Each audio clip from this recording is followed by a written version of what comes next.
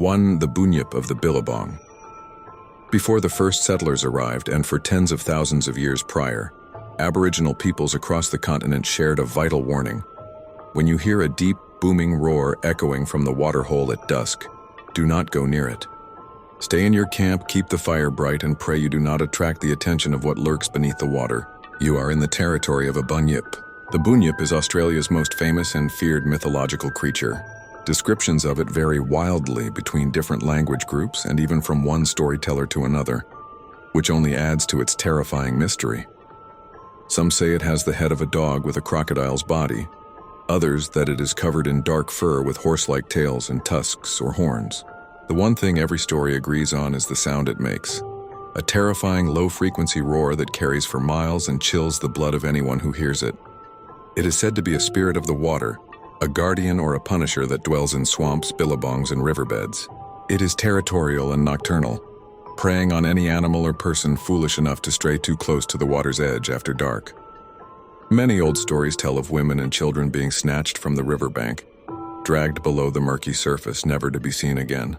To this day, people in rural parts of Australia report hearing strange, guttural cries from dark waterholes at night, a chilling reminder that the ancient warnings about the Bunyip still hold power.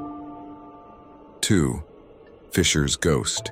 In 1826, in the small colonial settlement of Campbelltown, New South Wales, a farmer named Frederick Fisher vanished without a trace. His neighbor and friend, George Worrell, claimed that Fisher had returned to England, even selling off some of Fisher's property in his absence. While the community was suspicious, there was no evidence of foul play, and the matter was left alone until a strange and unbelievable event occurred. Late one night, a local man named John Farley was walking home past a paddock owned by Fisher. As he approached a rickety wooden bridge over a creek, he was startled to see a ghostly, translucent figure sitting on the fence rail. The apparition raised a pale arm and pointed silently to a spot further down the creek bed before fading into the night. Terrified, Farley recognized the specter as the missing man, Fred Fisher. Shaken, he reported the spectral encounter to the local authorities. At first, they dismissed it as drunken rambling, but Farley was so insistent that a search was eventually organized. Using Aboriginal trackers, the police searched the area where the ghost had pointed. There, buried in a shallow grave by the side of the creek, they found the murdered body of Frederick Fisher. George Worrell was arrested, confessed to the crime, and was hanged. It remains one of the only times in Australian history where a ghost's testimony was instrumental in solving its own murder. The legend is so ingrained in the national identity that the city of Campbelltown holds the Festival of Fisher's Ghost every November to commemorate the strange and ghostly tale. 3. The Ghost of the Cannibal Convict. In the dense, cold, and unforgiving wilderness of western Tasmania lies a darkness born from one of Australia's most gruesome true stories. It is the tale of Alexander Pearce, the cannibal convict, whose ghost is said to stalk the rainforests, a tormented spirit forever trapped by the horrors he committed to survive.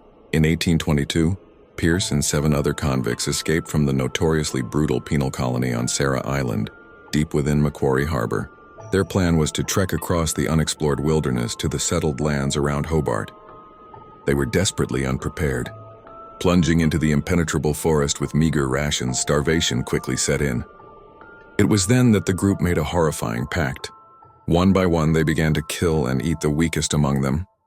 Pearce was one of the last 2 men standing. He eventually killed his final companion, feasting on his flesh before finally stumbling out of the wilderness alone, a wild, haunted man.